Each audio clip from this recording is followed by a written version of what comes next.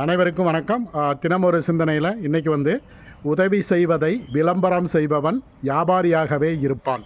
நம்ம வாழ்க்கையில் நம்ம நிறைய நேரங்களில் சில பேர் சிலருக்கு உதவி செய்வதை நம்ம பார்த்துருப்போம்.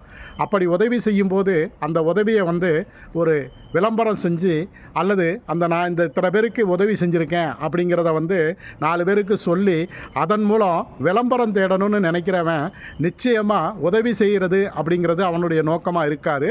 அது அவனுடைய வியாபார நோக்கமாகவே இருக்கும். அதனால் யார் ஒருத்தன் உதவி செய்தங்கிற பேரில் அதை ஒரு ஃபோட்டோ எடுத்தோ அல்லது வீடியோ எடுத்தோ சமூக வலைதளங்களில் போட்டு அல்லது சமூக ஊடகங்களில் அதை பகிர்ந்து நான் இவருக்கு இந்த மாதிரி உதவி செஞ்சேன், நான் அவருக்கு அந்த மாதிரி உதவி செஞ்சேன் அப்படின்னு சொல்லி விளம்பரப்படுத்தினாங்கன்னா அவங்களுடைய உண்மையான நோக்கம் அவங்க உதவி செய்கிறது கிடையாது. அந்த உதவியின் மூலமாக அவங்க தங்களுக்கு தேவையான வியாபாரத்தையோ அல்லது புகழையோ தேடிக்குவதற்காக மற்றவர்களை பயன்படுத்திக்கிறாங்க.